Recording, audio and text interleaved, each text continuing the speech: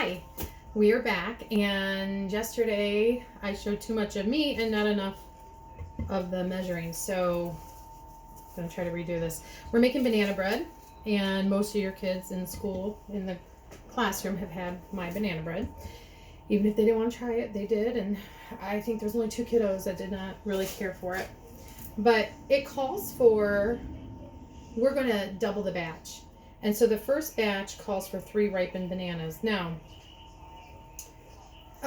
or overripe. The best bananas to use are pretty much, before they go too black, are the darker ones, because it turns into sugar, natural sugar, and it's just so much better. So you can't really use the green ones. You kind of have to watch for these. They don't sell them either, like at Meijer or Walmart. Kroger, every now and then you can find ripe bananas.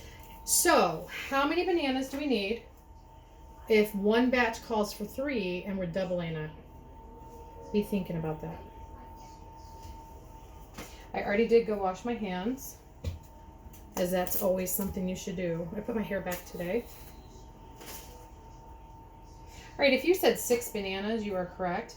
I have 7. This is another recipe I love because, like we talked about yesterday, this is a forgiving recipe. So if I put 7, it's fine. It's not going to make it, not rise, or nothing's really going to happen. It's just going to be good. Ooh. As I'm throwing banana pieces all over. So we need 6 bananas. And I have a really cool tool. They sell it at Pamper Chef. They also sell it at Kohl's. The only thing is, Kohl's now has a new design.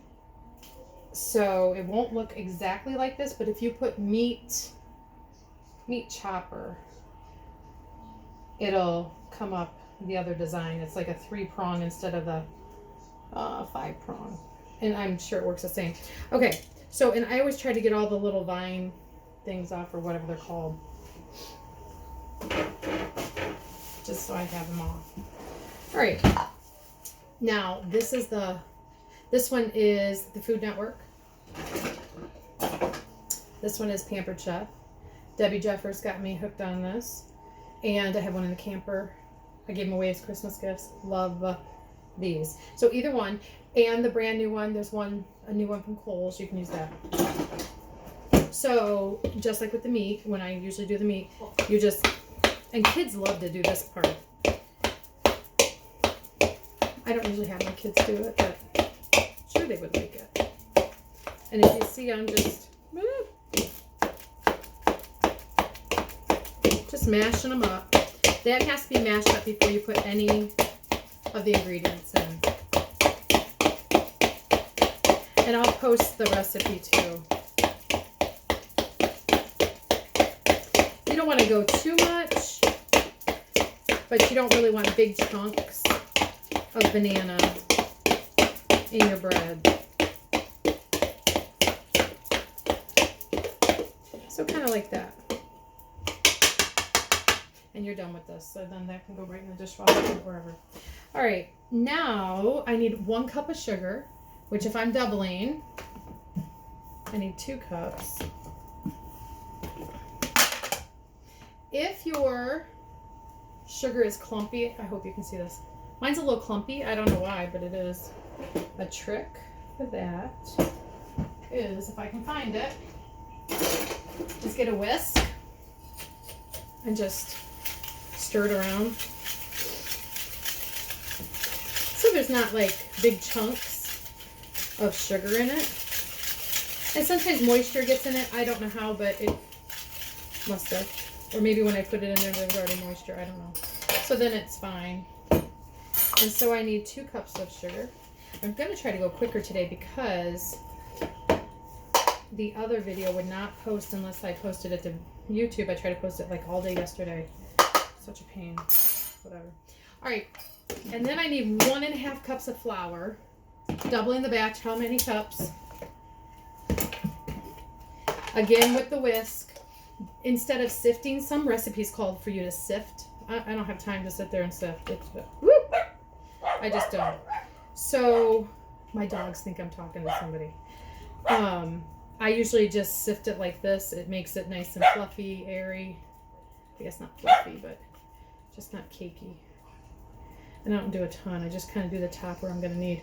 All right, if you said that I need 3 cups of flour, you are correct, because 1 1/2 and 1 1/2 is 3. So 1, 2.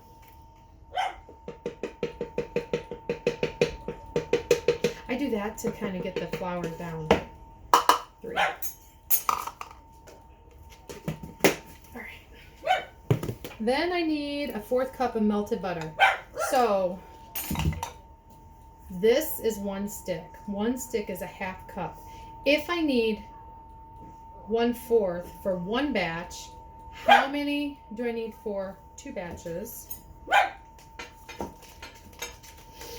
So I do 1/4 plus 1/4, which is 1/2 cup, right? So I need the whole stick. And what I do, if you just put like big chunks in here, it takes forever to melt. And then a lot of times what happens, it bubbles over and then it's all over your microwave, which is never fun to clean up because it's so greasy. So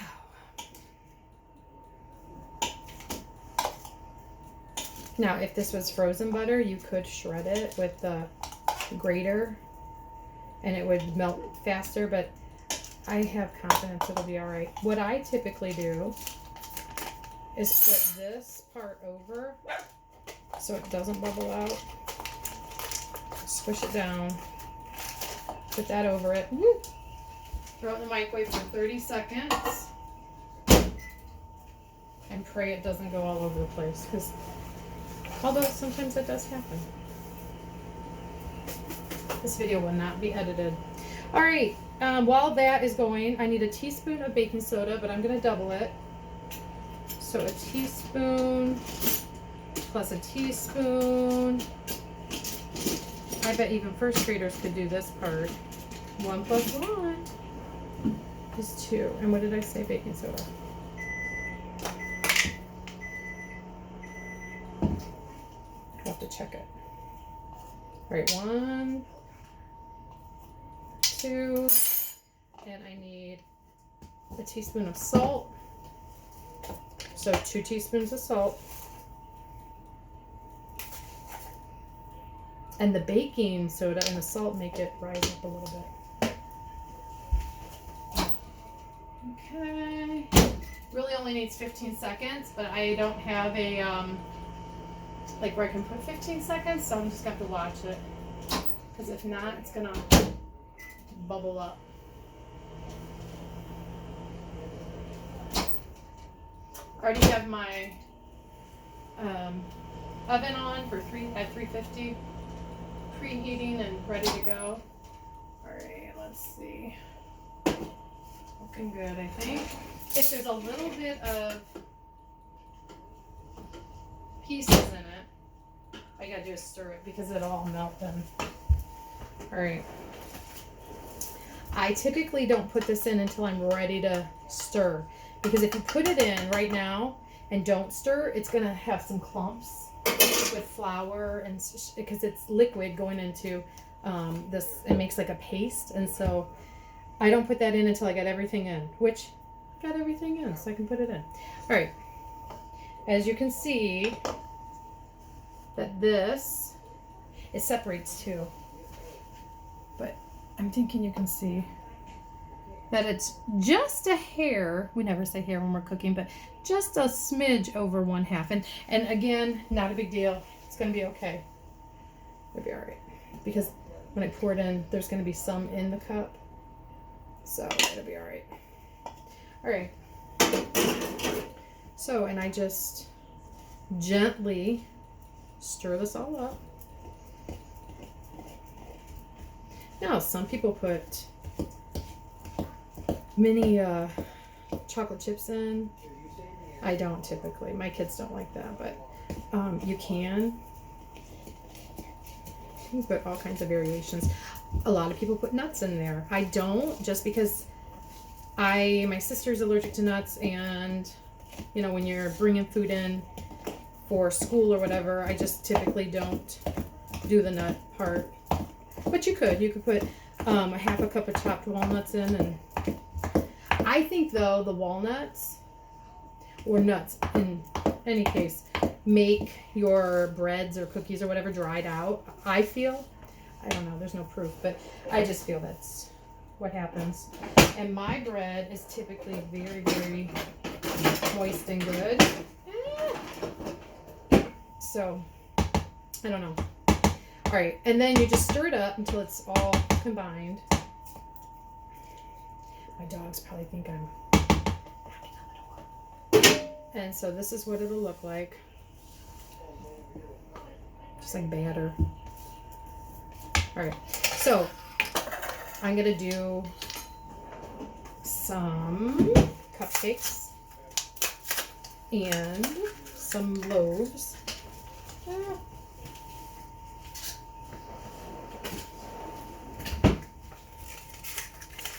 Now the cupcakes will get done, for muffins, they'll get done quicker.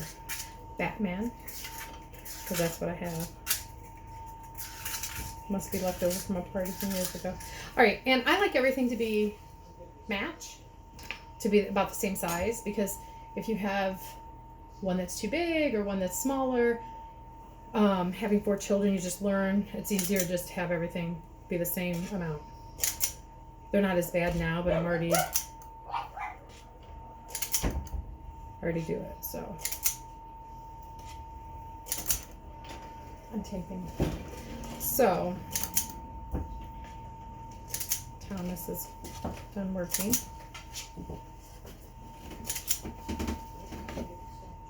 Go. You don't need to watch. Okay. So, and I'll do some loaves too.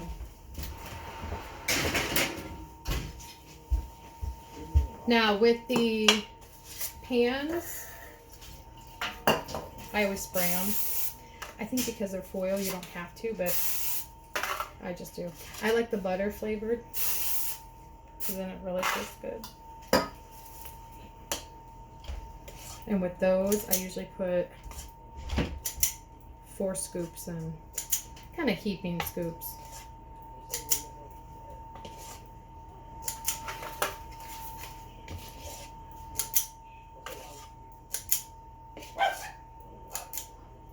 Yeah.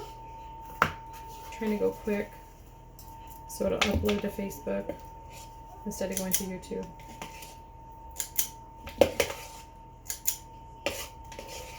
All right, now probably not gonna have enough for another loaf, or I don't really want to put in more cupcake things, so I will just add this to the existing ones I have.